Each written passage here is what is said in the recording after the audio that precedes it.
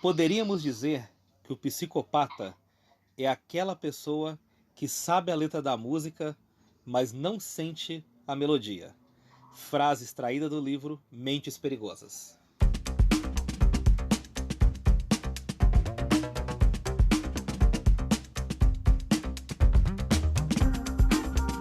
E começou mais um Entendo Nada, é o número 55 e o tema de hoje é psicopatia. Rapaz, olha o tema de hoje, ó. Muito interessante esse tema, e foi indicado para um ouvinte pra gente fazer esse tema, depois a gente vai falar sobre isso. Tema este que será apresentado por este que vos fala, Luiz Rossi, e por ele, ele que tem um charme de um psicopata de livro nórdico, Flávio Santos. Muito bom dia, boa tarde, boa noite a você que nos ouve, porque você está ouvindo um podcast. Isso é a mídia streaming. Você ouve onde, como e quando quiser. Olha, esse apelido eu gostei. Eu tava com medo de ser chamado de psicopata da Hageb. Isso sim me assusta. E você sabe que esse tema é gozado, Luiz, porque a gente abriu para as questões dos ouvintes, e as pessoas, ao mesmo tempo que elas têm medo do tema, elas têm muito interesse em saber mais a respeito. Então, por isso, daqui a pouco você vai anunciar esse convidado sensacional que nós trouxemos aqui, que nós estamos gravando com ele aqui, porque tem que ser um cara desse nível para falar, para responder todas as perguntas, incluindo nossas, a respeito desse assunto. Isso aí, Flávio, isso aí. No exato momento que a minha esposa tá tirando um monte de foto aqui, não sei exatamente porquê, depois eu vou postar uma foto aqui que a gente eu tô inaugurando um espaço aqui. Ela tá entrando na frente onde eu tô lendo aqui. Mas vamos lá. Vamos lá. Vou apresentar o tema. Vou apresentar o tema. Ela está dizendo doces palavras em minha homenagem aqui. Mas vamos lá, vamos apresentar o tema. Psicopata, o seu malvado preferido. Olha só. 2 a cada 100 pessoas no Brasil têm sintomas de psicopatia. O número parece pequeno, mas o estrago que eles causam é grande. Comunicativos e charmosos, psicopatas deixam um rastro de destruição emocional por onde passam. Isso quando não se tornam estrelas do noticiário policial, ganham eleições ou assumem ares angelicais em cargos religiosos. Rapaz. Para tratar desse assunto que desperta medo e curiosidade na mesma proporção, vamos entrevistar o psiquiatra Dr. Geilson Santana. E doutor, eu vou começar com aquela pergunta clássica do Entendo Nada, que todo entrevistado adora vir aqui falar dessa pergunta aí, que é falar de si mesmo, né? Todo mundo quer reclamar dessa questão, mas essa questão tem que ter, porque para você se apresentar para os nossos ouvintes, para saber exatamente quem é, né? Então, quem é você e o que você faz? Bem, olá a todos. Meu nome é Geilson Santana, eu sou psiquiatra e psicoterapeuta e sou pesquisador do Núcleo de Epidemiologia Psiquiátrica da USP. Boa, boa. Eu vou começar com a primeira pergunta. Quais as principais características que definem e identificam um psicopata? Essa foi uma questão enviada por um ouvinte, que na verdade é minha esposa, né? Edilene Mesquita, ela que mandou essa questão. E certamente tá com cabo de vassoura aí do lado. Bom, enfim. Bem, nós podemos definir a psicopatia como o transtorno da personalidade. Ou seja, é uma pessoa que aparenta normalidade. Muitas vezes essas pessoas são charmosas, encantadoras e conseguem exercer um encanto superficial sobre os outros. Mas nós não podemos nos enganar, porque essas pessoas são predadores. E o pior de tudo, são predadores dentro da própria espécie. Como você falou, eles deixam um rastro de destruição por onde passam.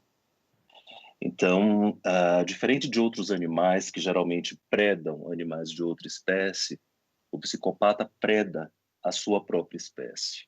Então, são pessoas com, muitas vezes, comportamentos ambiciosos, que têm metas gloriosas, ambição, arrogância, vaidade exacerbada. E, muitas vezes, para poder atingir seus objetivos, eles lançam mão de mentiras, Eles lançam mão de várias estratégias de controle dos outros, seja através de ameaças, de manipulações, de coerção, através do sexo, enfim, de várias maneiras.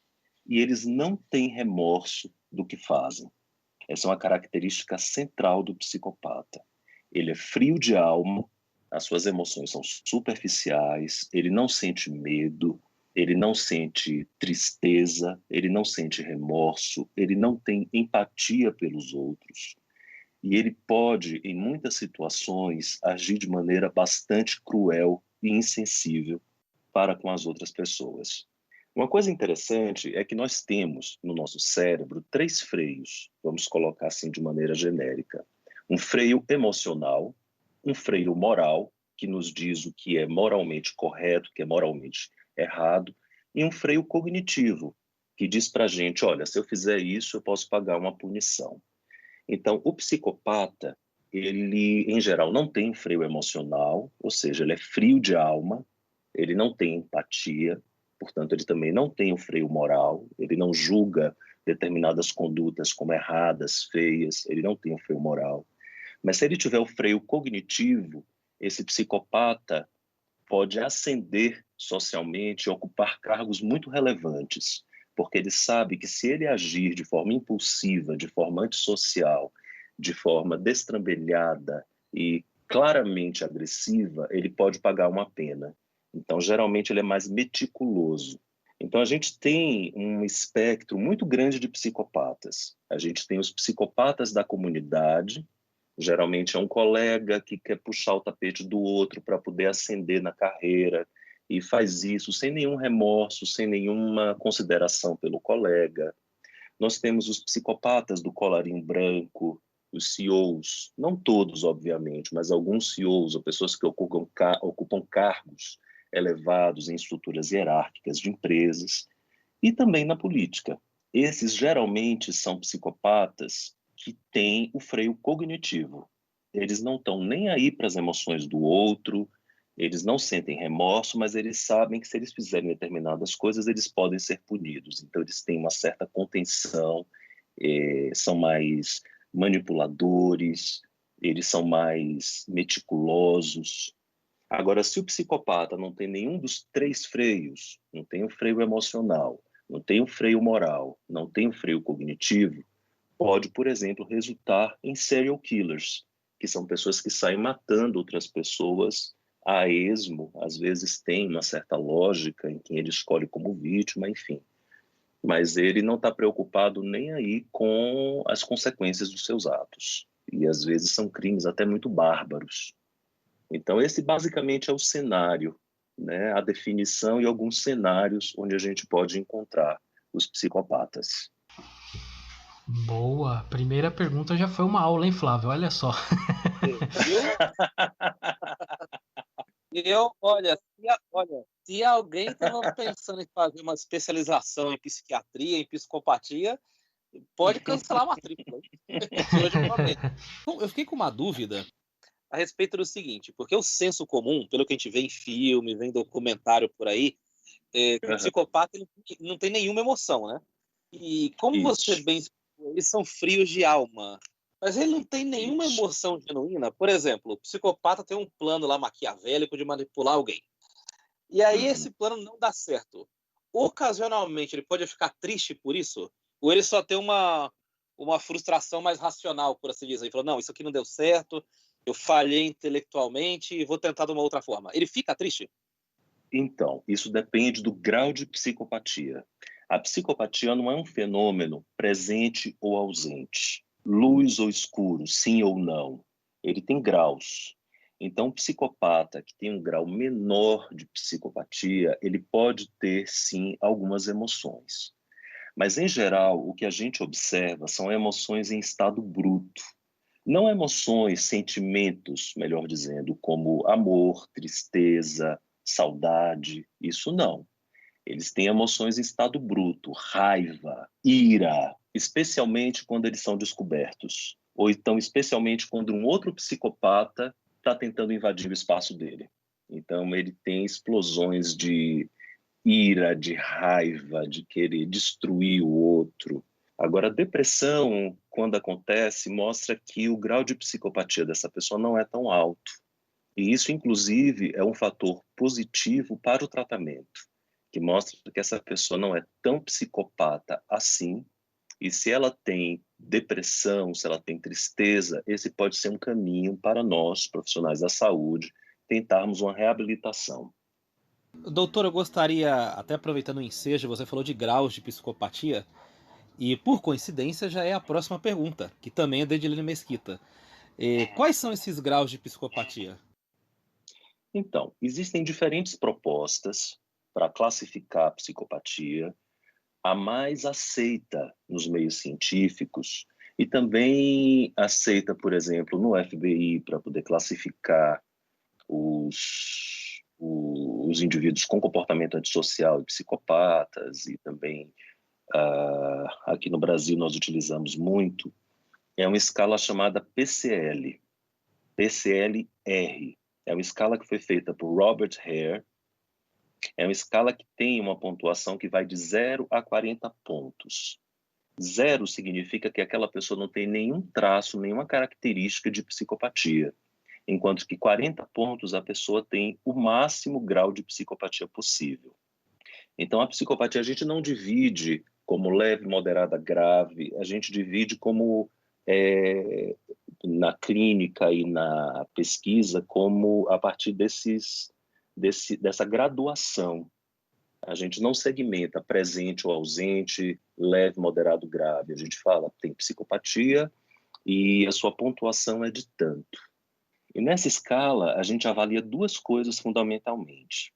Uma dimensão afetiva e interpessoal, ou seja, se esse indivíduo tem traços de superficialidade nas suas emoções, falsidade, crueldade, insensibilidade, ausência de afeto, de culpa, de remorso, de empatia.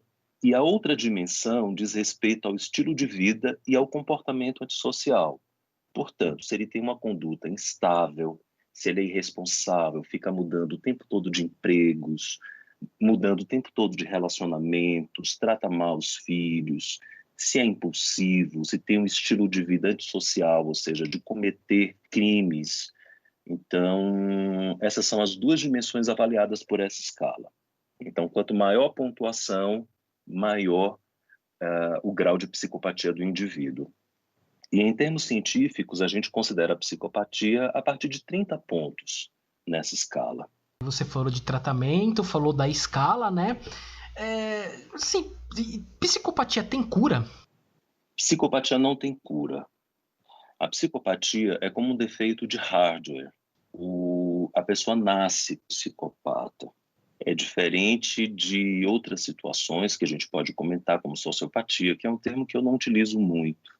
A gente utiliza mais na comunidade científica, nós psiquiatras, o termo transtorno de personalidade antissocial, que são as pessoas que têm um comportamento antissocial e muitas vezes ele deriva de uma história de vida muito complicada, exposição a abusos ao longo da vida da pessoa. Então, esses têm uma chance maior de recuperação e de cura, inclusive. Mas cura é uma palavra complicada em psiquiatria. A gente prefere falar em controle dos sintomas. Então, psicopatia cura não, porque é uma estrutura cerebral, estruturas cerebrais que não funcionam adequadamente, e a gente pode ajudar essa pessoa a ter uma vida mais funcional, mas que ela deixe de ser psicopata, não, isso não é possível. Você fez essa pergunta, Luiz, e eu me lembrei de um episódio, Luiz, Geilson. Eu não sei se vocês lembram que há um tempo atrás tinha um meme na internet circulando, e esse meme era uma imagem de uma televisão, de um programa de televisão, e que supostamente estava entrevistando um ex-psicopata. Na hora que falou de cura aqui, eu lembrei disso. Tava assim, fulano de tal, tantos anos ex-psicopata. Eu falei, rapaz, impressionante. Merece, né? Impressionante. Eu vou fazer uma pergunta aqui a respeito de dois termos. Eu particularmente confundo, eu acredito que muita gente também confunda ou nem saiba as diferenças em si. Qual que é a diferença de um sociopata e de um psicopata?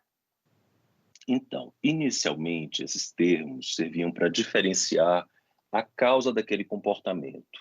O psicopata é alguém que nasce com uma frieza de alma. Existe uma questão genética muito forte que faz com que aquela pessoa seja fria. Ela não reage a estímulos que normalmente causam medo a outras pessoas. Tanto que um psicopata, quando vai fazer aquele teste que a gente vê em filmes para ver se ele está mentindo, ele passa naquele teste, porque ele não tem medo, ele não tem uma descarga de adrenalina na hora que ele está mentindo, porque ele é frio. Já o sociopata é a pessoa que se transforma em alguém antissocial devido às condições de vida. Então, desde a infância, viveu em um ambiente com muitas adversidades, com negligência, com violência, violência na família, violência do Estado, violência entre colegas, e acabou indo para a marginalidade. Então, o psicopata, ele não é frio de alma, o sociopata, ele não é frio de alma, mas foram as circunstâncias de vida que acabaram levando ele a adotar um comportamento antissocial. Então, assim, alguns estudos falam que a psicopatia mesmo, a frieza de alma, é uma característica que acomete 1% dos homens e aproximadamente 0,5% das mulheres no mundo todo. Então, não existe diferença de um país para outro quanto à psicopatia. E isso mostra o quanto essa é uma característica biológica mesmo e que está disseminada na população mundial. Agora, um termo que a gente usa na psiquiatria, que é a personalidade antissocial e que envolve os sociopatas e também os psicopatas. Então, porque a gente só presta atenção não na frieza de alma, em características subjetivas, mas em comportamentos observáveis. Então, o antissocial são pessoas que têm comportamentos antissociais desde pequenas e mantêm isso de forma reiterada ao longo da vida. Então, nesse caso, a ocorrência é de mais ou menos 5 a 6% dos homens e em torno de 1% das mulheres. Esse termo sociopata ele tem caído em desuso na comunidade médica, na comunidade de saúde mental. A gente usa principalmente o transtorno de personalidade antissocial e o psicopata. Mais uma questão aqui que minha esposa mandou. Você viu que eu dessa vez aqui eu não formulei questão nenhuma. Normalmente a gente vê o Flávio, a gente formula várias questões. Eu não formulei nenhuma. Minha esposa mandou várias. Eu falei, não, tá perfeito. Eu não teria feito melhor. Então eu vou ler mais uma questão dela aqui. Mais uma questão dela aqui. Que ela fala desses testes de internet e tal. Vou perguntar do jeito que ela mandou aqui. O que você acha desses testes de internet que transmite a ideia de que a psicopatia está associada a certas características, como gostar de uma determinada cor ou gosto por certos alimentos? Que nesses tempos aí saiu, né? Quem gosta de café sem açúcar é psicopata, né? O que você acha desses testes? Não, essas pesquisas, na verdade, elas, até onde eu saiba, né? Elas não têm nenhuma validação científica. Sim. Porque, assim, se a gente começa a cruzar várias variáveis no estudo científico, a gente vai começar a encontrar várias associações. E essas associações não necessariamente têm relação uma com a outra. Por exemplo, se a gente pensar, pessoas que bebem café têm mais câncer de pulmão. Por quê? Porque no passado, quem bebia café geralmente fumava. Quem causa câncer de pulmão não é o café, é o cigarro, entendeu? Então, são associações que estão enviesadas, são associações que são distorcidas.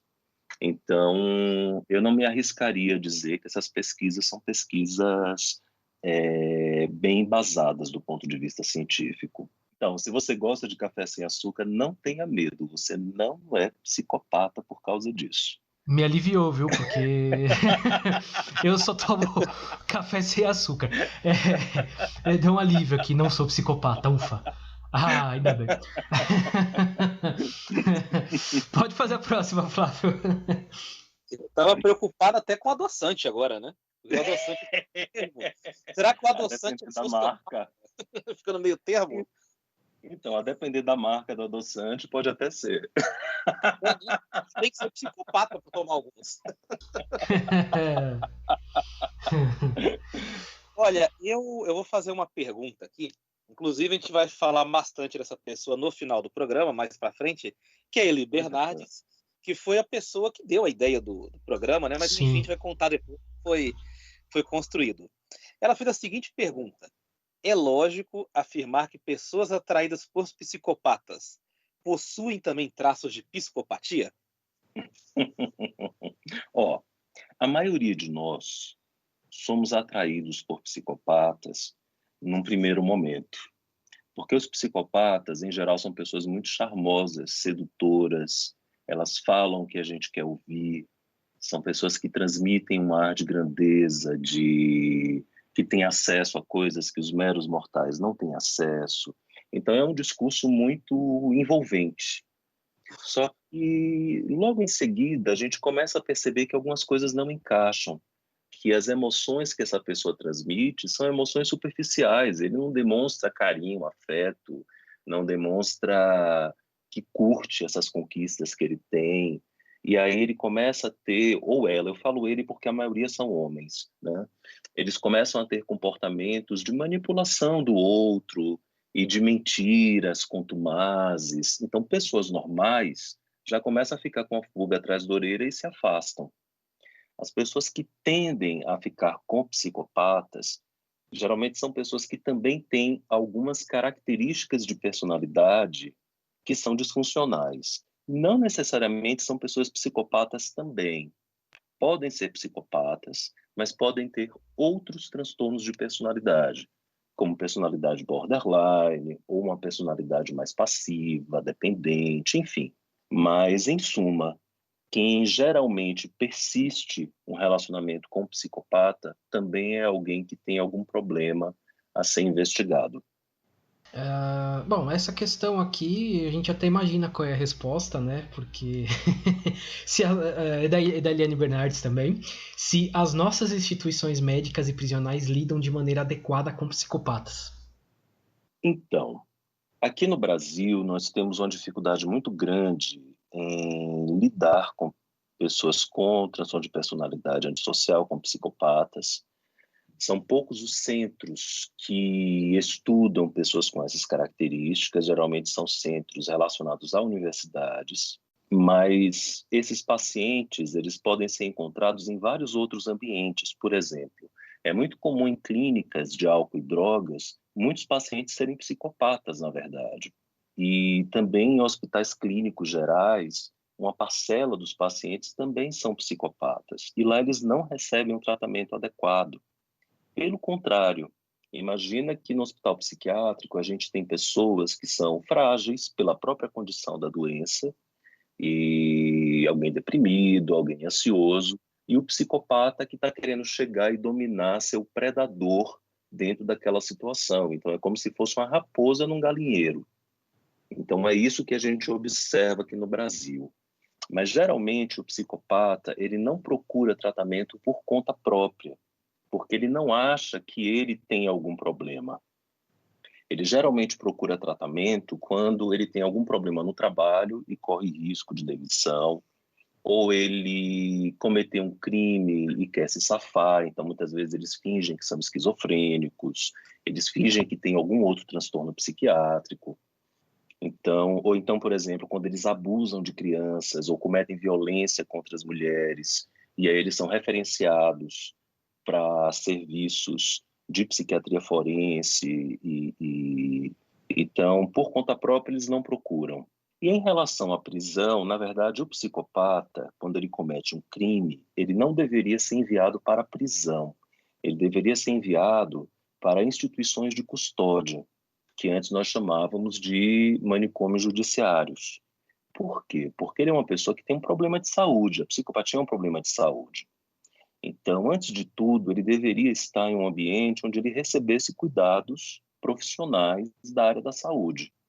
Se ele é enviado para um presídio normal, primeiro que ele pode estabelecer junto aos outros internos uma série de conflitos e, além disso, no sistema prisional normal, ele pode ter uma progressão de pena e voltar para a sociedade, mesmo sem ter tido uma verdadeira recuperação. Enquanto que nas instituições médicas, nas instituições de custódia, enfim, eles só são liberados se realmente, após várias avaliações por equipes multidisciplinares, eles mostrarem que melhoraram. E mesmo assim, com todos os cuidados. Então, aqui no Brasil, a gente vê casos de pessoas que claramente são, claramente assim, aos olhos nossos, experimentados, né? Mas não que eu tenha avaliado essas pessoas diretamente, mas a gente imagina que sejam psicopatas e que estão em instituições prisionais, enquanto não deveriam estar em instituições médicas para tratar essa característica, inclusive para avaliar o grau de periculosidade, para saber se essa pessoa pode ou não voltar a conviver em sociedade. Então, o tratamento, infelizmente, tanto na parte médica quanto na parte prisional, deixa muito a desejar. Eu ouvindo a sua resposta aí a respeito de psicopatas em prisões comuns, que pode fazer aliança, esse tipo de coisa, eu me lembrei muito, parece que estava passando um filme aqui sobre a Suzanne von Richthofen, que está em vias de sair da cadeia. Me parece que ela passou a vida prisional dela, eu olhando de fora, assim, pelas notícias que chegam, construindo relacionamentos, construindo amizades, relacionamentos afetivos mesmo, de fato, em busca de vantagens, em busca de proteção, em busca de vantagens. E parece-me que o ambiente prisional, para ela, foi uma espécie de playground, onde ela não foi punida, já vai sair, parece que vai sair com emprego garantido, vai sair noiva de uma pessoa influente na cidade, lá na região do presídio. Então, me parece que o ambiente prisional, como você mesmo disse, não é o lugar adequado para essas pessoas. Então, eu não posso comentar do caso dela especificamente, até por uma questão médica, de ética, enfim. Mas, em geral, é isso que acontece, o que você está colocando. Né? Pessoas que não deveriam estar em ambientes prisionais estão e têm uma progressão de pena e não saem tratadas, simplesmente. Pois é, pois é. E é o tipo de pergunta que a gente já faz aqui, sabendo que a resposta vai já ser sabia da essa, resposta. porque o Brasil não tem instituição nenhuma adequada para nada. A realidade é essa. Infelizmente. Aqui não tem nada adequado. Bem, agora eu vou fazer uma pergunta de uma amiga minha de faculdade, a Renata Souza, que também é jornalista, e ela quer saber se é possível viver pacificamente com um psicopata. Se for um psicopata daquele, se lembra da escala de Hare, que vai de Sim. 0 a 40, se ele tiver ali um grau mínimo, talvez seja possível, mas eu acho muito improvável. É muito improvável. Eu diria que é quase que impossível viver pacificamente com um psicopata, porque é da natureza dele. É da natureza dele mentir, é da natureza dele dissimular, tirar vantagens, desconsiderar o outro, não tem remorso, não tem empatia. Muitas vezes tem atos cruéis, e quando eu falo de atos cruéis, não necessariamente é crueldade física, pode ser crueldade psicológica. Então, um psicopata de verdade não tem como você conviver pacificamente. Você precisa, muitas vezes alguns falam que para você tratar de fato um psicopata, você também precisa ter um pouco de sangue frio. Não necessariamente o profissional de saúde precisa ser psicopata, mas precisa ter um pouco de sangue frio para poder dar limites, para poder conter, para poder não se assustar com o paciente, que o paciente às vezes ameaça a gente. Então a gente não pode ficar tão assustado. Claro que a gente fica às vezes, mas não sempre. A gente tem que manter uma postura terapêutica, manter limites, mas conviver dia a dia pacificamente, eu acho que é algo impossível. Impossível. Imagino que sim. Olha, realmente. Eu achei interessante porque o Flávio recebeu, né, várias questões. O Flávio recebeu bem mais questões que eu. Ele acabou abrindo o espaço, eu acabei passando o tempo, acabei não abrindo, então eu recebi menos questões. E aí ele me mandou as que ele recebeu, né? E eu achei bem interessante essa aqui, porque as pessoas pediram para se manterem anônimas, né? São 3 ouvintes que mandaram a mesma pergunta, né? E assim, a pessoa pergunta: como descobrir se eu sou um psicopata? E aí eu vou complementar.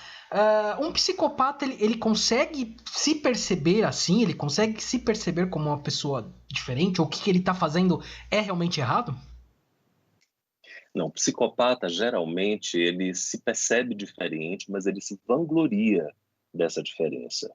Ah, eu não tenho essas besteiras, não, de ficar chorando, de ficar lamentando. Não, eu vou lá e faço. Se tem que, sei lá, vamos imaginar um cirurgião psicopata, se tem que abrir, eu vou lá e abro o paciente, faço a cirurgia. Ou então um serial killer que não tem remorso algum. Ele se vangloria do número de pessoas que ele matou, dos requintes de crueldade. Então, ele não tem um remorso. Ele não se lamenta por ser assim. O que pode acontecer é que pessoas que têm algumas características, alguns traços leves de psicopatia, por exemplo, algumas pessoas que são mais frias, algumas pessoas que às vezes cometem alguns atos inadequados, socialmente inadequados e se arrependem, ou seja, pessoas que têm graus leves de psicopatia, elas podem sim ter algum tipo de remorso e procurar ajuda.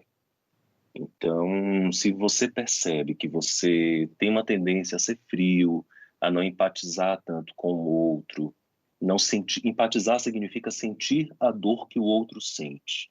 Se você não consegue se colocar no lugar do outro, imaginar que determinada conduta possa doer para aquela pessoa, se você tem uma tendência a se manter distante dos outros e querer vampirizar as pessoas, predar as pessoas, se aproveitar das pessoas, e se você se permite essa reflexão, eu acho que vale a pena você procurar uma ajuda. Então, algumas formas de psicoterapia, principalmente psicoterapias na linhagem cognitivo-comportamental, podem ajudar você a ter um comportamento mais funcional, a evitar agir de uma maneira antissocial.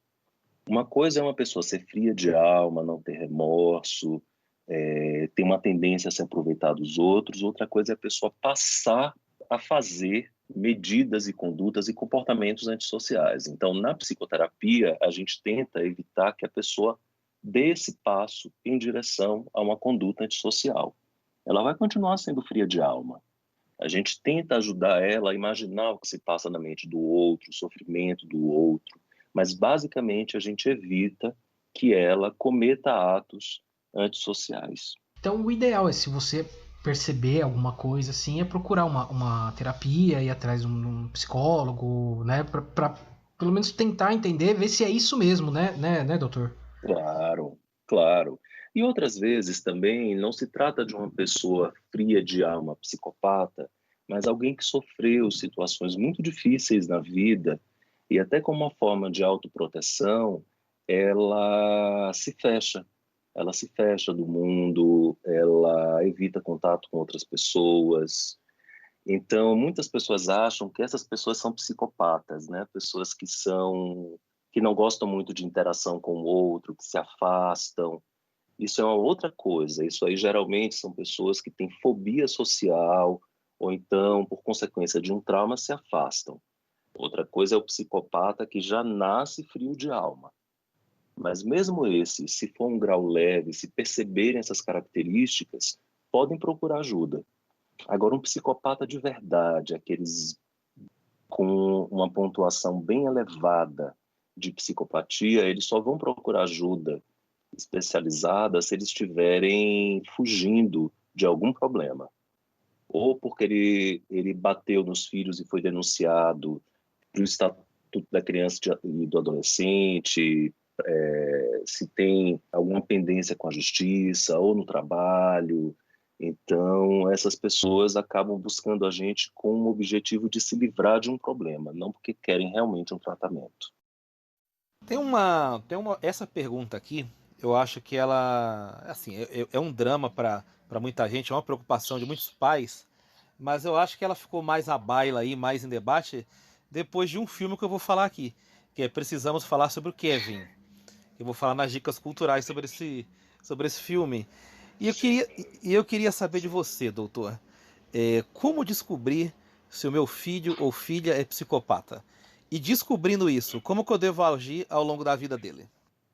Então, a gente evita usar o termo psicopata, principalmente psicopata, ou transtorno de personalidade antissocial, antes dos 18 anos, porque por uma convenção, né? Mas o que que a gente observa numa criança que tem um risco aumentado de se tornar um psicopata na vida adulta? A gente observa um quadro clínico que a gente chama de transtorno de conduta. Ou seja, é uma criança que frequentemente mente, tem mentiras repetitivas, demonstra comportamentos de crueldade com animais, faltas repetidas na escola, tem comportamentos agressivos com colegas, com pais. Muitas vezes tem histórias de fugir de casa em diferentes situações. Muitas vezes de colocar incêndios. Incêndio na escola, incêndio em lixeiras, incêndios em casas. História de furtos, de abuso de drogas, de envolvimento com atividades ilegais. Então, um menor que tenha essas características, pode ter um diagnóstico de transtorno de conduta, e isso é como se fosse um prenúncio de um transtorno de personalidade antissocial ou mesmo de uma psicopatia. O que eu recomendo nesses casos, se ele for psicopata, frio de alma, a gente não vai resolver essa frieza de alma, não existe um tratamento para isso. Mas uma coisa interessante é a gente ajudar a criança a desenvolver freios. Lá no começo nós falamos dos freios, né? Do freio emocional, que o psicopata não tem, que é a frieza de alma, o freio moral, que muitas vezes ele não tem, porque ele não tem uma empatia, ele não se preocupa com o sofrimento do outro, e o freio cognitivo. Se eu fizer algo errado, eu posso ser punido. E também a gente pode pensar nos freios colocados pelas instituições. Então, por exemplo, se a gente coloca uma criança com essas características no judô, no karatê, em artes marciais, muitos pais ficam assustados que acham que eles vão aprender a bater. Na verdade, eles vão aprender a respeitar a figura do mestre e a respeitar o colega com os quais eles estão praticando a arte marcial. Então, essa é uma possibilidade. Uma outra possibilidade de instituição com regras rígidas, claras, Forças Armadas. Então, o colégio militar pode ser uma possibilidade. Então, a gente sempre deve pensar em estruturas em lugares bastante estruturados, que ajude o adolescente ou a criança a manter seu comportamento, seu repertório de comportamentos dentro do que é aceitável. Caso ela tenha um comportamento que não é aceitável, ela sofre uma punição, porque assim ela pode aprender a respeitar determinadas regras. É a melhor maneira. E, além disso, a gente tem que fazer um acompanhamento com a família, entender como é que essa família lida com essa criança ou adolescente, se a família tem comportamentos que facilitam essas condutas antissociais. Às vezes tem famílias, por exemplo, que trabalham muito, pais, mães, e aí, por exemplo, fazem vista grossa quando o filho tem uma conduta antissocial e se sentem culpados porque não deram atenção adequada. Então, a gente precisa de um suporte também para a família dessas pessoas, para orientá-los como lidar com essa criança e adolescente e também para lidar com esses sentimentos de culpa, de ausência, e para poder facilitar o diálogo na família. Então, geralmente a conduta é essa. Realmente é um negócio bem complicado, né? É bem interessante você falar das lutas, do esporte em geral, né? O esporte também acho que ajuda bastante nesses casos aí. A próxima pergunta também é bem interessante, porque assim, a gente, às vezes tá aqui do Brasil, a gente olha para outros países assim, e aparentemente, né, eu vou fazer a pergunta aqui, aparentemente esses locais têm, né, parece que tem um número maior de psicopatas e tal. Algumas culturas ou países têm índices maiores de indivíduos com psicopatia. Por quais? Por quê? Por que acontece isso? Então, na verdade, a psicopatia ela é distribuída mais ou menos de forma uniforme no globo terrestre, nas diversas populações. Aproximadamente 1% dos homens, 0,5% das mulheres, nos diversos países, nos mais diferentes países, tem esse traço. E isso mostra que a psicopatia tem uma raiz biológica, genética biológica muito forte. Agora, o que diferencia é a presença ou ausência de comportamentos antissociais. Então, em alguns países, porque, por exemplo, o psicopata ele pode ser frio de alma, não ter remorso, etc., mas ele não necessariamente vai ter um comportamento antissocial. Ele pode ser frio de alma e usar isso para poder lidar com situações, por exemplo, no exército, que exige que alguém tenha uma certa frieza. E nisso eu não estou dizendo que todo mundo do exército é psicopata, pelo amor de Deus, mas alguns traços de frieza são importantes para a sociedade. Por exemplo, um cirurgião precisa ter um pouco de frieza, senão ele não conseguiria operar um paciente, ele ficaria com tanto medo que não conseguiria concluir. Isso eu não posso dizer que todos os cirurgiões são psicopatas, não é isso. Então, existem muitos psicopatas e pessoas com traços psicopáticos que não exercem atividades antissociais. Certos países, certas culturas favorecem a ocorrência de comportamentos antissociais. Então, não que lá exista uma prevalência maior, uma ocorrência maior de psicopatas.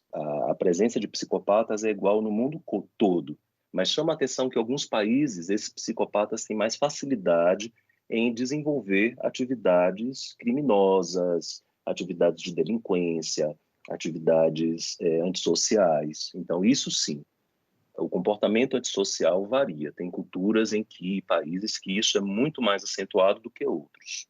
Uma coisa interessante, países com população mais velha têm tendência a ter menos comportamento antissocial. O comportamento antissocial ele tem um pico no final da adolescência e início da vida adulta. Então, bairros e cidades e países com população mais velha têm menos comportamento antissocial. Também países com menos discrepâncias sociais também têm uma tendência a ter menos comportamentos antissociais. Mas tem algumas culturas que glorificam comportamentos antissociais, como, por exemplo, a cultura norte-americana. Então, se nós pensarmos, muitas vezes, naqueles filmes ultraviolentos, às vezes a gente se pega torcendo pelo bandido, torcendo pela pessoa, pelo antissocial, vamos colocar assim, né? Porque eles constroem uma narrativa de tal forma que nos envolve. Então, isso acaba por estimular determinadas pessoas que têm uma vulnerabilidade a partir para condutas antissociais. Existe uma certa polêmica quanto a isso, mas parece que os estudos indicam que sim, que os produtos culturais influenciam se a pessoa vai desenvolver uma conduta antissocial ou não. Mas psicopata é igual no mundo todo, é 1% homens, 0,5% de mulheres no mundo como um todo. Entendi. Não vou negar que nos Vingadores teve certa hora que eu torci pelo Thanos, né? Mas. Eu torci pelo Thanos. Mas. Por que. Tem como explicar o porquê que tem mais homens psicopatas do que mulheres? Então, aí tem duas questões.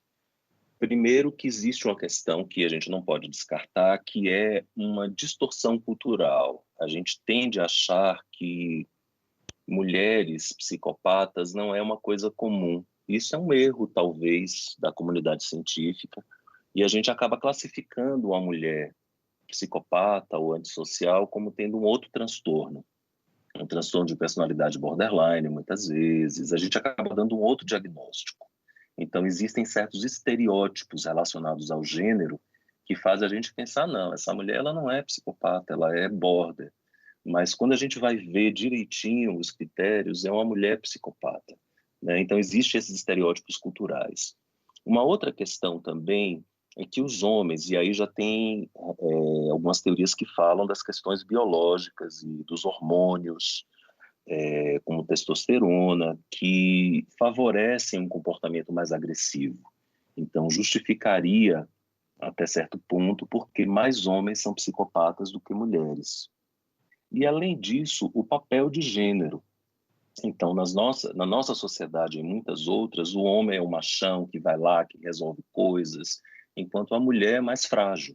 Apesar de todos os avanços, ainda tem muitas pessoas que pensam assim e que se comportam desse jeito. Então, isso favorece a cultura, favorece o modo como a psicopatologia, como o transtorno da pessoa se expressa naquela sociedade. Então, de uma mulher não se espera tanto que ela seja psicopata. Então, se ela tem tendências psicopáticas, ela pode apresentar características que lembram outro transtorno, ela acaba sendo diagnosticada com outro transtorno. Então, é uma mistura de fatores biológicos com fatores sociais. Agora vamos falar dos especialistas em saúde mental. Vamos virar o holofote para vocês agora, doutor. Agora vamos colocar na parede. Já existiram casos comprovados de psicólogos e psiquiatras com traços de psicopatia? Se sim, conte-nos. Olhe, eu vou ser bem sincero nessa resposta. Eu não conheço. Pode ser que sim, mas eu não conheço. Agora, de colegas médicos de outras especialidades com psicopatia, sim, existem alguns casos que saíram dos meios de comunicação, enfim, recentes, até 2 casos recentes, então, sim. Agora, de psiquiatras e psicoterapeutas eu não conheço. É provável que sim, porque psicopatas estão presentes em todas as áreas. Mas na área da saúde mental especificamente eu não conheço. Eu conheço algumas pessoas que têm alguns traços, que têm uma certa frieza, enfim, mas que não necessariamente são psicopatas. Agora, tem áreas em que os médicos se aproveitam de pacientes, mentem, burlam a ética médica e cometem de forma seriada crimes e abusos contra a ética médica, enganam pacientes. Isso a gente, infelizmente, ouve falar. Né? São casos até relativamente bem comentados no meio de comunicação. Eu não posso falar diretamente pelas limitações que o Código de Ética Médica me coloca. A gente só pode falar de pacientes que a gente acompanha com a permissão do paciente. Então, eu não poderia falar desses casos que aparecem nos meios de comunicação, mas alguns casos aparecem sim. É uma coisa que me surgiu aqui. O Uhum. psicopata comete suicídio? Comete, pode cometer. Quando ele perceber, por exemplo, que ele foi totalmente desmascarado e que ele perdeu tudo que ele conquistou e que ele não consegue mais enganar ninguém, então ele pode cometer suicídio, sim. Inclusive, os psicopatas, em geral, eles têm uma tendência a morrer de mortes violentas, principalmente aqueles que são mais impulsivos. Então, acidentes de trânsito, complicações de álcool e drogas, suicídio, homicídio. Então, isso pode acontecer. E veja, ele, por ser frio de alma, para ele cometer suicídio não é uma coisa tão terrível assim. É difícil cometer suicídio alguém que tem o coração cheio e a mente cheio de emoções, de medos, de inseguranças. Mas alguém que é frio de alma e percebeu que perdeu tudo, que foi desmascarado, não seria estranho pensar que ele pudesse vir a cometer suicídio. Então, é uma população que a gente tem que ter um cuidado, porque o risco existe. Boa, foi uma ótima pergunta, bem interessante, nunca tinha pensado nisso. Foi bem interessante, bem legal. Essa questão aqui eu achei bem legal. Alguns estudos indicam que chimpanzés podem apresentar traços de psicopatia. Existem animais psicopatas?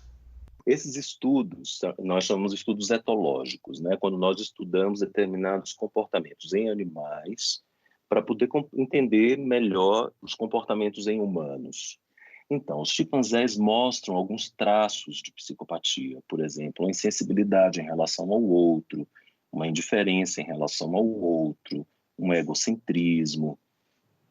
São traços de psicopatia. Agora, dizer que eles são psicopatas, eu acho que é um salto complicado, porque a gente teria que entrevistá-los para saber se realmente eles são frios de alma, teria que ter uma abordagem psicológica, entendeu? Não só uma observação do comportamento.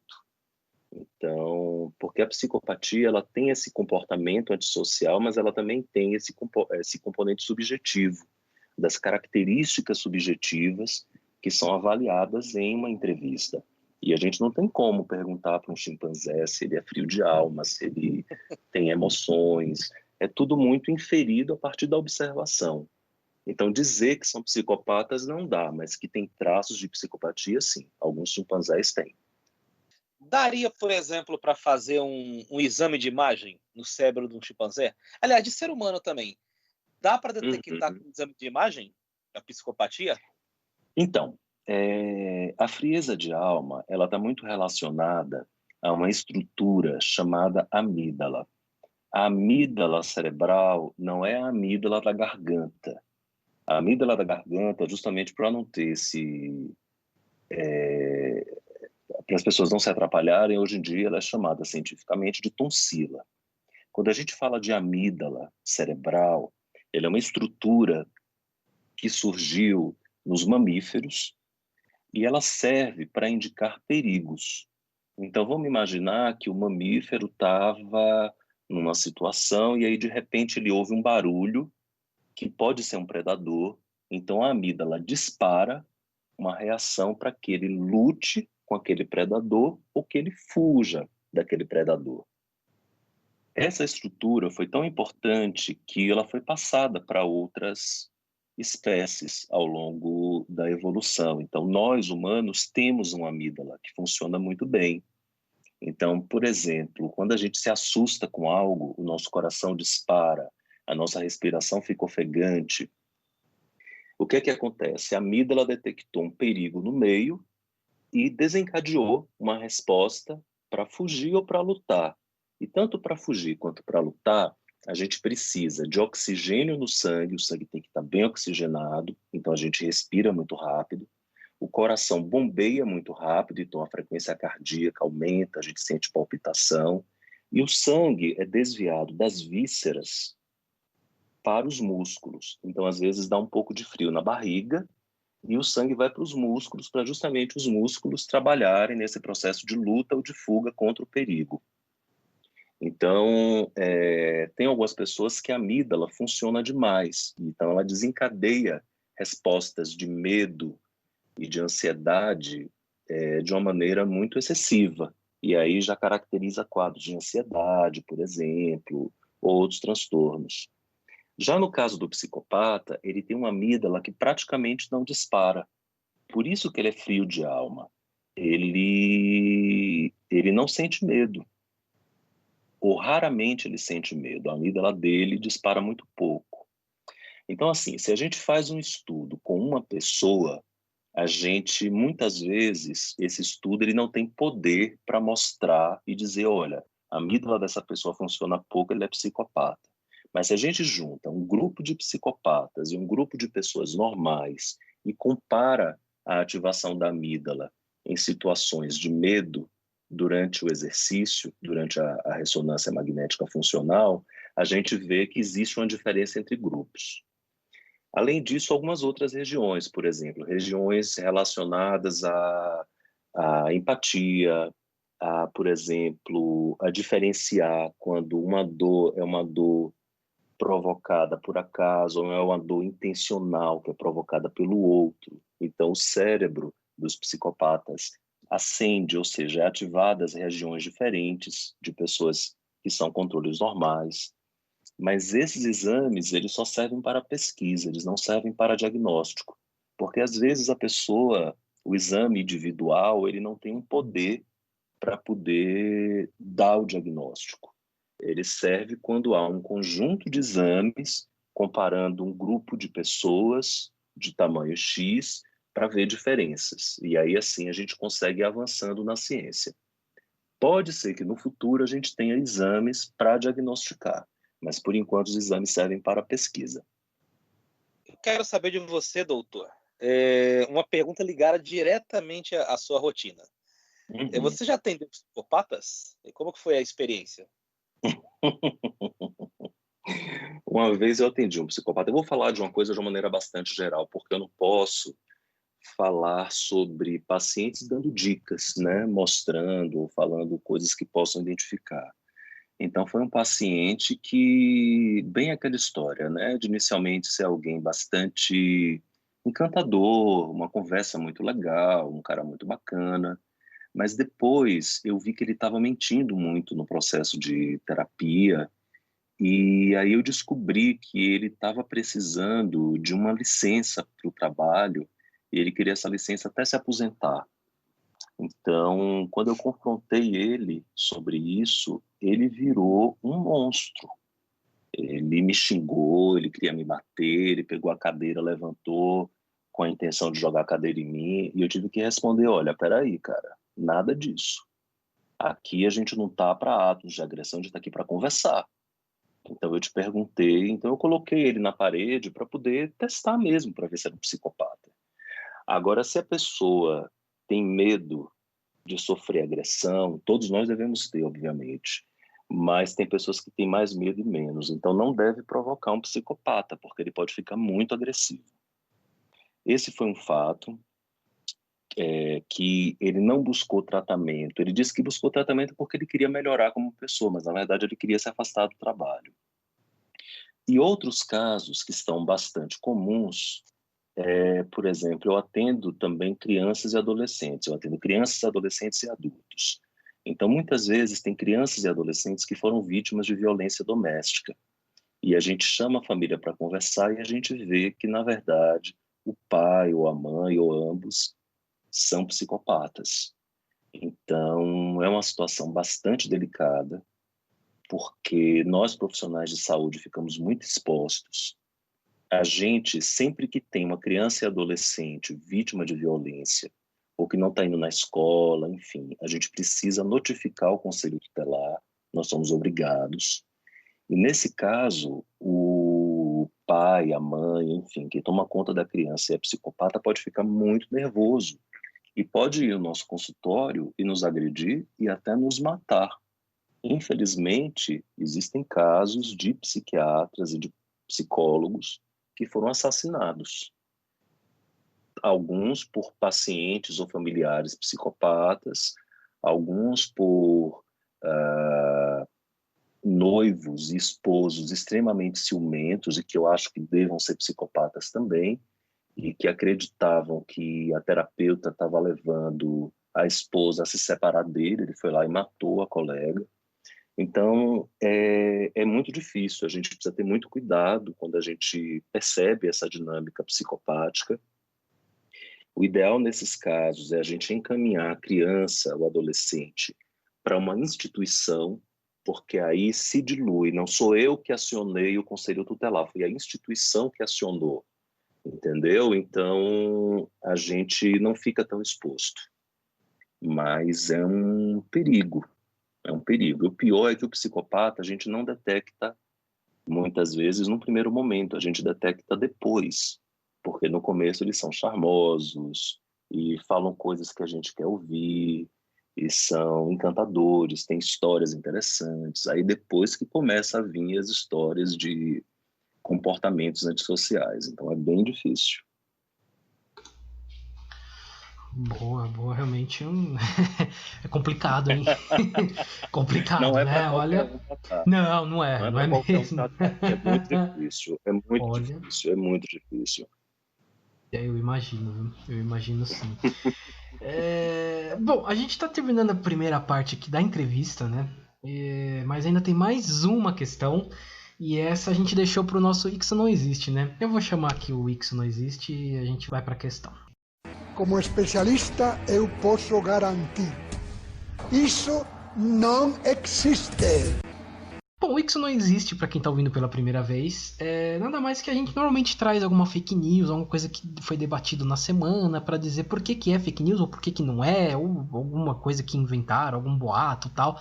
A gente sempre traz aqui debate, né? Principalmente quando tem algum especialista que a gente fala, isso é, não é, você é a melhor pessoa para explicar se é ou não é, né? Ixo Não Existe, a gente colocou esse nome em homenagem ao Padre Quevedo. Os ouvintes aí acabaram de ouvir ele falando Ixo Não Existe, né? Que a gente acha que melhor que o termo fake news seria o termo Ixo Não Existe. Bem melhor que, que fake news. Mas. E o saudoso Padre Quevedo, né? Que era uma pessoa inteligentíssima, né? Ele Sim, acabou virando uma piada, mas era uma pessoa sim. inteligentíssima. Mas vamos lá, vamos fazer a questão aqui, que foi, na verdade, uma questão de uma ouvinte, né? Que ela mandou assim pra gente. A Vilma Vieira, um salve aí pra Vilma. Ela mandou assim: boa parte dos políticos pode ser considerada psicopata? Ela até complementa: é sério? Como podem agir friamente e ser indiferentes diante de tantas realidades? E aí eu complemento, né? Porque eu também já ouvi falar muito, dizem por aí, né? Que das várias profissões tal, o que tem a maior porcentagem de psicopatas está entre os tomadores de decisões, que são os políticos, CEOs ou os grandes empresários, né? Isso é verdade? Então, é verdade. Existem muitos políticos que a gente, só de observar, a gente observa muitos traços de psicopatia.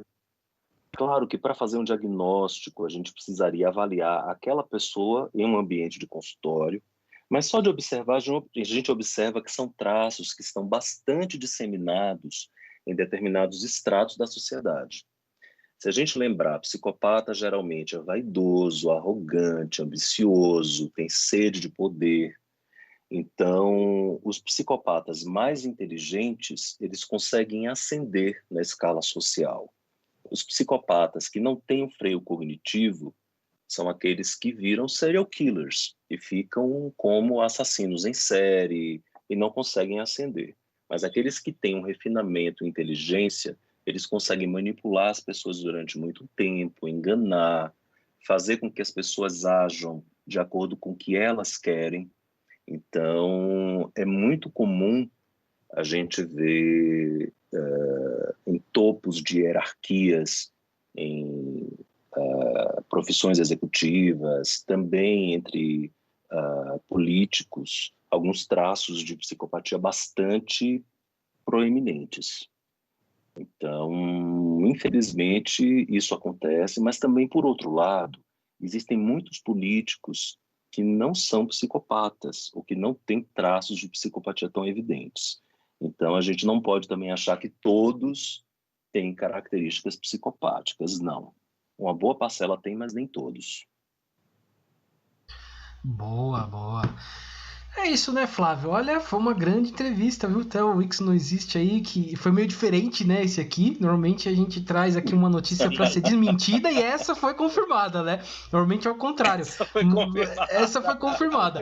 Mas, não, porque a gente escuta muito falar mesmo. Eu sempre ouvi falar isso, sempre escutei falar que os grandes tomadores de decisão eram psicopatas, pelo menos a maioria, ou grande parte, né? E bem interessante ter essa confirmação. Queria acrescentar que ele estava falando aí do psicopata criminoso, que não tem um freio e tal.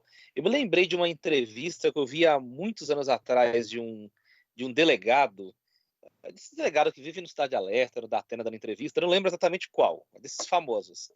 E ele disse que o cara que é psicopata, que tem uma inteligência acima da média, que quer virar criminoso para usufruir de vantagens, né, uma coisa mais consciente, ele geralmente, ao invés de cometer assassinatos, ele comete estelionatos. Isso porque mesmo. o estelionato tem uma pena mais leve, envolve menos risco, ele não pega em arma e geralmente dá um ganho financeiro maior. Então tem muito psicopata, e o psicopata não está com um serrote, com a serra elétrica na mão, mas está desviando auxílio emergencial na fila da caixa. Então eu imaginei mais ou menos esse cenário do doutor aqui. Isso mesmo. Isso é muito comum. Bom, vamos passar aqui então para as dicas culturais. Dicas culturais. Flávio, vou pedir para você falar primeiro hoje. Eu vou começar falando de música. Eu não sei se o Dr. Geilson, você, Luiz, viram essa semana que um vídeo viralizou especialmente no Facebook de um dançarino de break participando de uma competição na Europa. Esse dançarino se chama Sapo. E ele estava falando no vídeo ali tal que ele estava fazendo uns passos diferentes, porque ele estava misturando funk e misturando rap. E ele ganhou a competição lá na Europa, né? Uma competição muito renomada, não sei o nome exatamente, mas lá é muito comum você fazer aquelas competições com um dançarino na frente do outro, cada um apresenta seu passo e o júri fala aquele que foi melhor. E esse cara ele foi muito bem porque ele misturou passos de funk com rap. E eu vi as postagens, o pessoal comentando, uns criticando, falando que estava inventando muito, outros elogiando, mas muita gente perguntando de quem era a música que ele estava dançando. E essa música é de um cara chamado Rincon Sapiência, que é da novíssima geração do rap. É um rapper lá de Parada de Taipas, um bairro ali vizinho da Brasilândia, da Jaraguá.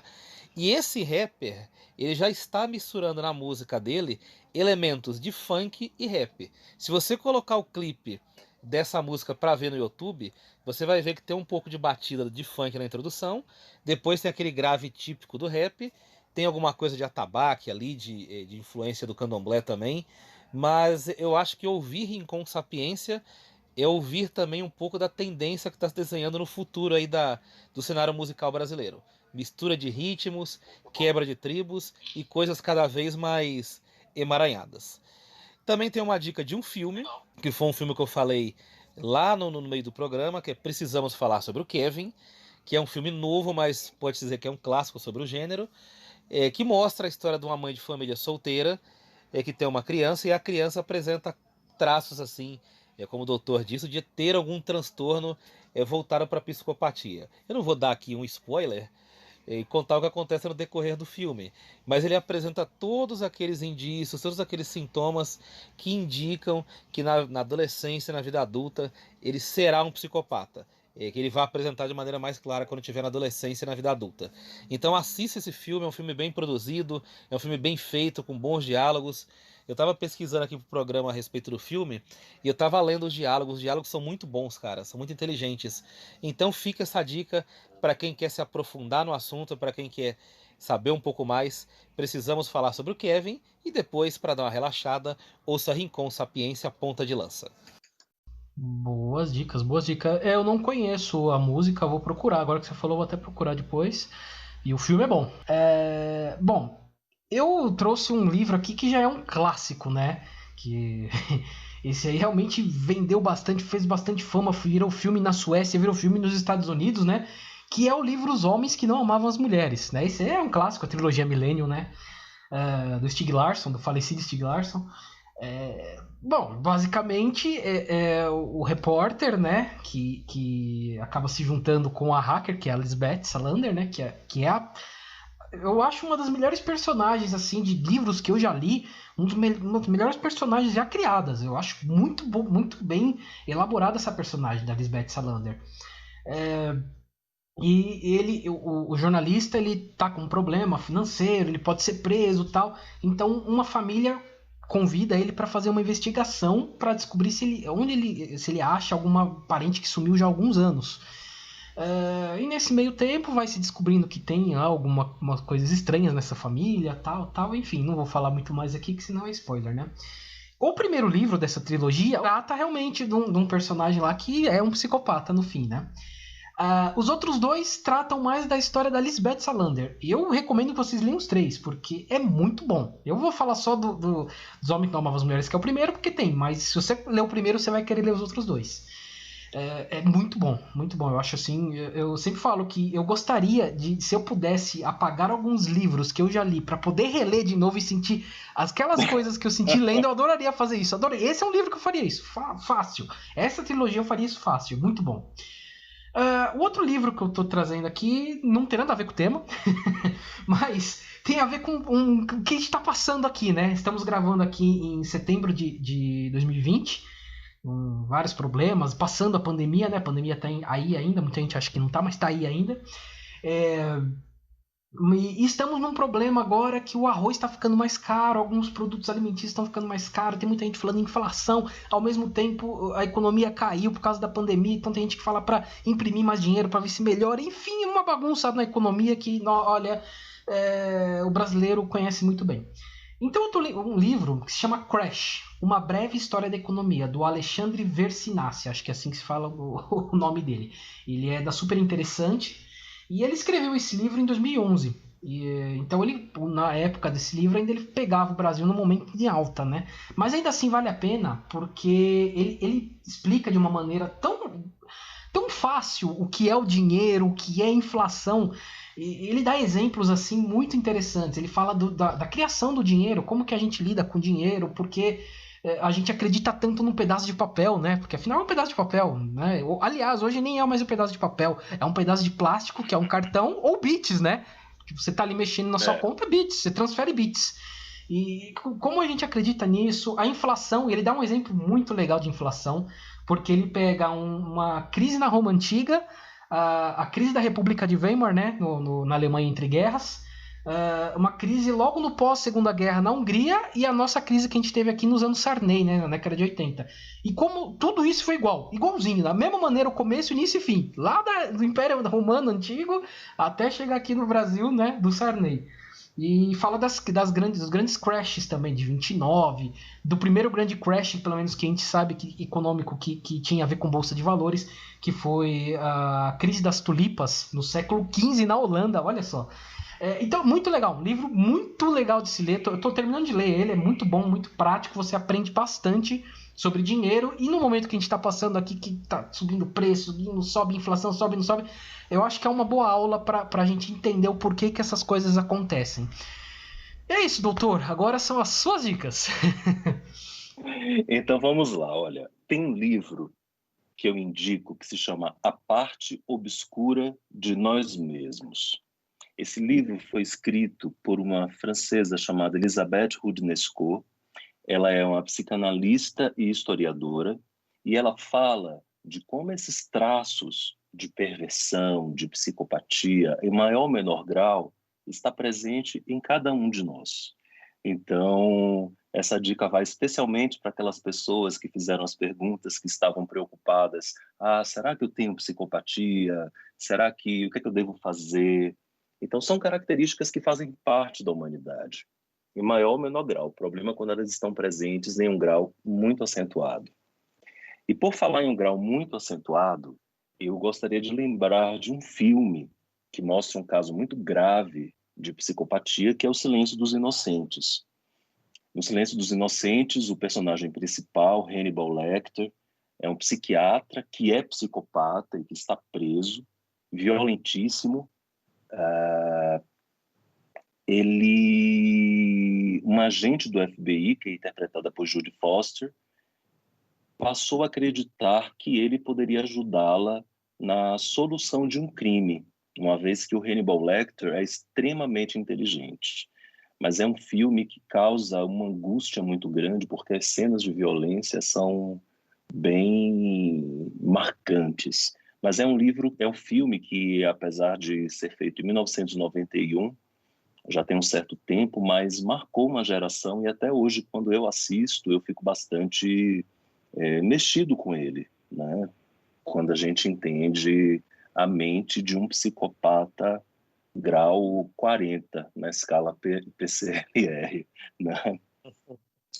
E eu gostaria de falar de um filme que está passando recentemente em uma plataforma de streaming, que é o Narciso em Férias, que é sobre o período em que Caetano Veloso esteve preso e todo o seu processo de prisão, o que é que aquilo significou em termos históricos, o que é que aquilo significou em termos de evolução pessoal, o que é que ele aprendeu através daquele processo. Esse filme passou no Festival de Veneza recentemente, foi bastante aplaudido, bem recebido, e aqui no Brasil está sendo bastante comentado. É um filme bastante sublime, assim, é um filme bastante bonito, apesar de muito duro, e eu gostaria de recomendá-lo. Então são essas as minhas recomendações. Boa. Esse Narciso em Férias eu tô querendo assistir, porque eu já vi muita gente recomendar. Tá todo mundo falando muito bem da história do Caetano Veloso e tal, todo mundo falando muito bem. E o Silêncio dos Inocentes, minha nossa, né? Nossa, é um negócio assim.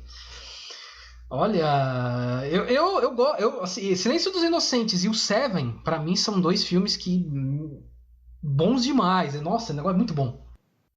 Então, acreditem, eu nunca vi Silêncio dos Inocentes.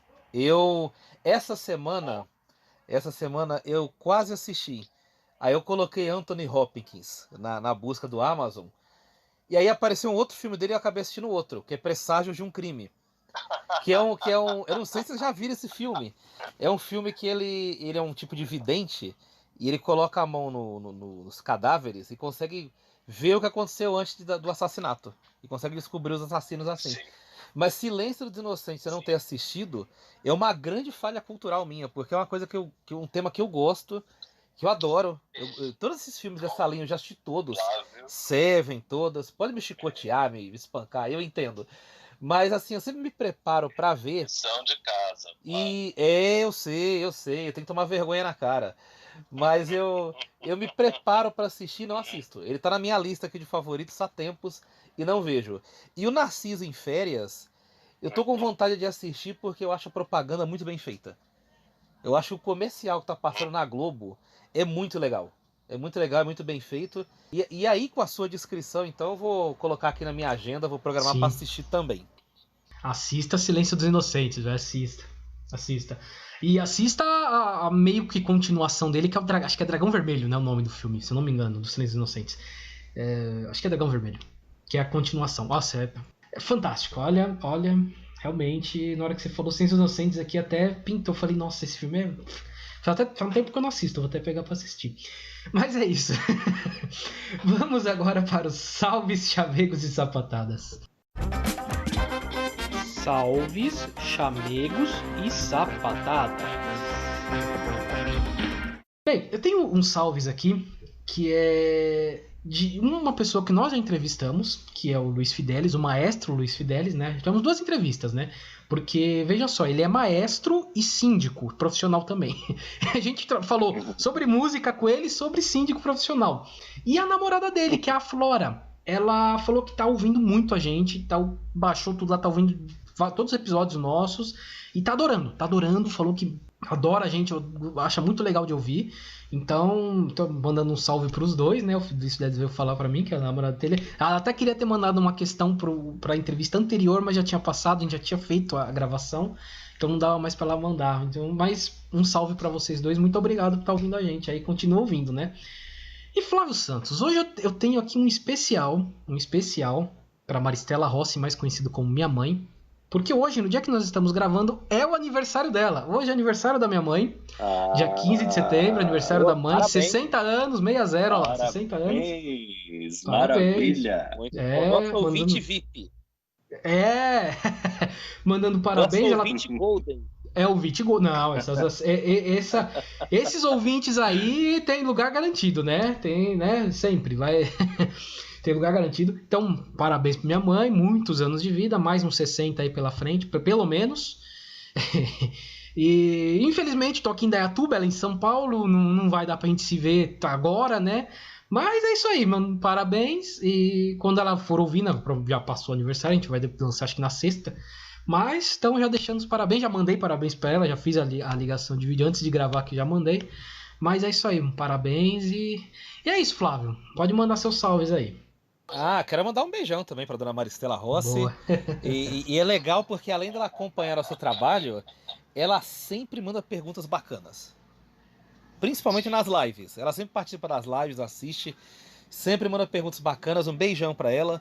Não tive a honra e o prazer de conhecer ainda, mas logo mais, quando eu tiver a chance, eu vou dar um beijão nela pessoalmente e dar meus parabéns. Também quero mandar um beijo para uma pessoa que eu não conheci pessoalmente, mas converso bastante, que eu conheci por intermédio do Luiz, da Edilene Mesquita, que é Eli Bernardes. E aqui a gente tem que fazer uma alvíssara, uma homenagem a Eli Bernardes, porque ela deu a ideia desse episódio. A gente postou alguma coisa de algum outro episódio, eu não lembro qual foi exatamente. Eu acho que foi do Setembro Amarelo, viu, Flávio? Foi do Setembro Amarelo. Acho que a gente colocou lá as questões pro Setembro Amarelo.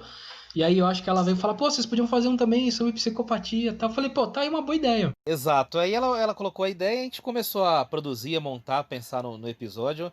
Mas você veja como é valioso ter ouvinte inteligente, ter ouvinte antenado, ter ouvinte ligado. E a Eli Bernardes é uma das maiores corredoras que eu conheço, acho que a maior de todas. Ela, o ano passado, participou de uma prova que eram 50 quilômetros uma montanha.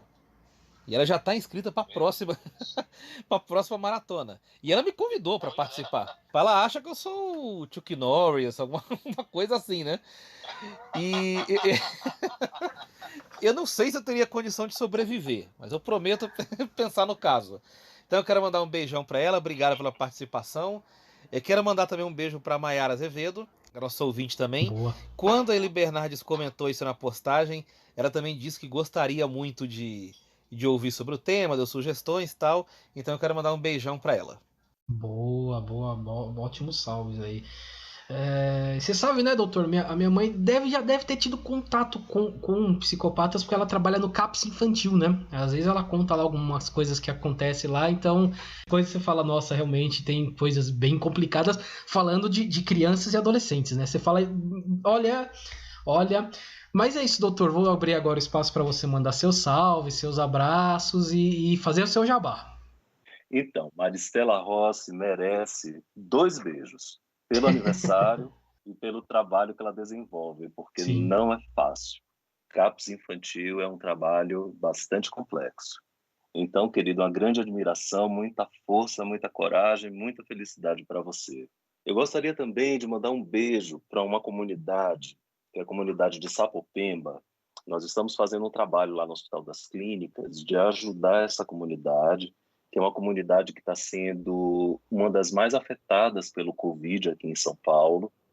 Nós estamos desenvolvendo um trabalho bem interessante de ajuda psicológica, mas não de nós atendermos as pessoas, mas de capacitarmos a população para que eles consigam estabelecer uma rede solidária e cada um consiga telefonar para um vizinho, perguntar como é que está, oferecer uma ajuda.